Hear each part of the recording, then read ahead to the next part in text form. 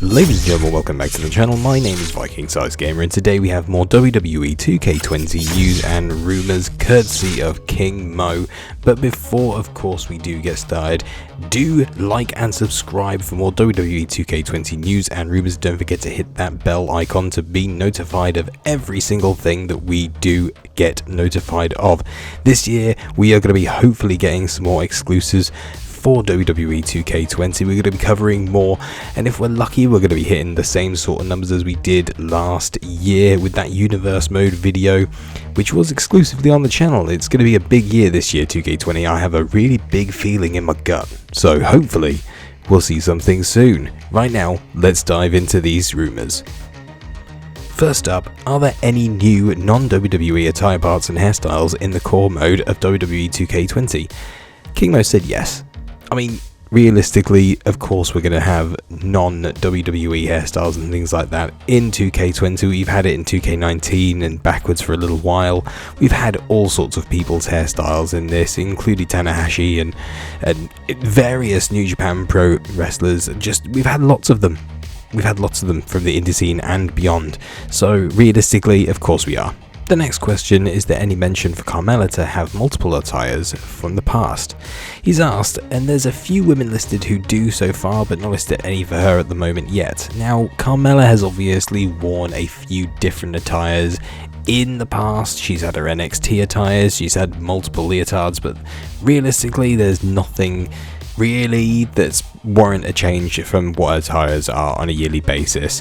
There's certainly no throwbacks to early attires that may be a cause for her to go back. There hasn't been exactly any WrestleMania attires that really stand out, so this is pretty straightforward.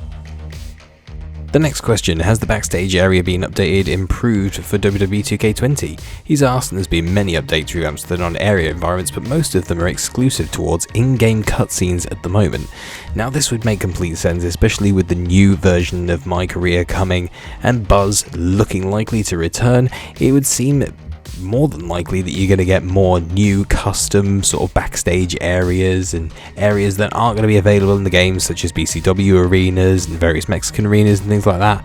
That seems to me like that's going to be perfectly obvious that we're going to get these sorts of arenas, but realistically, are we going to be able to play them? I kind of hope so, but we'll have to wait and see. The next question, are you able to tell us what the focus is or the motto they're going with for WWE 2K20? He's asked, and so far one of the main focuses includes attempting to make the game as fun, replayability as possible, new additions towards features, AI gameplay, women, a player, a big new addition he'll be revealing later, and more are intended to give the game a longer life cycle.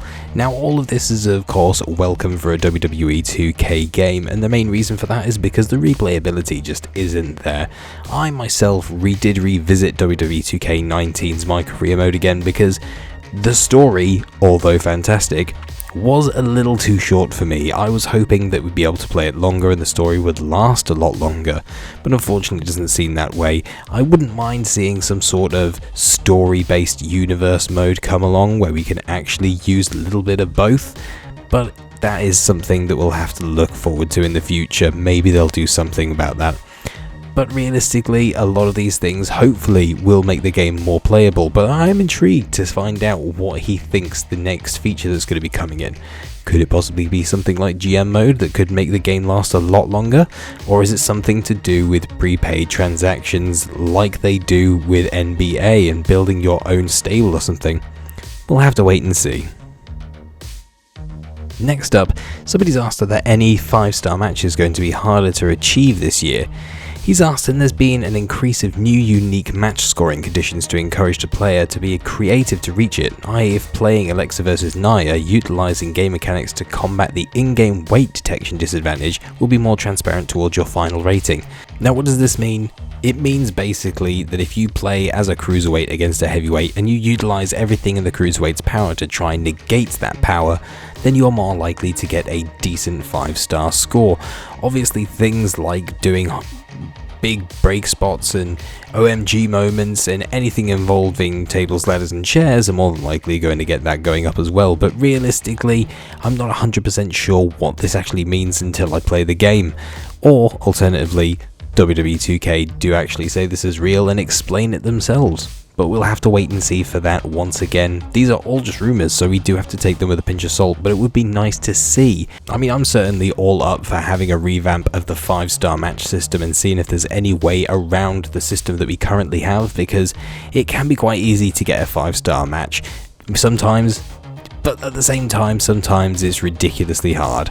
It depends on how you play the game. If you want to play a lot of OMG moments and use a lot of chairs and tables and ladders and everything, then of course you are going to be absolutely fine. And the last question, will there be a lot of WWE Women's Tag Team moves / finishes in WWE 2K20? He's asked, and yes, more notable, there are going to be multiple combo maneuvers listed under Sasha Banks and Bayley, and they've been mocapped, and these two also have small roles in select promotional material and are updated in-game.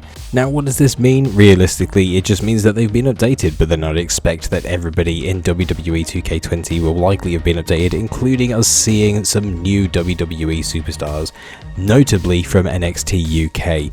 Now, of course, it is great to see that there's going to be more moves for these guys, but realistically, it's not exactly a stacked roster of female tag teams, so they're not really established enough to have these combination moves.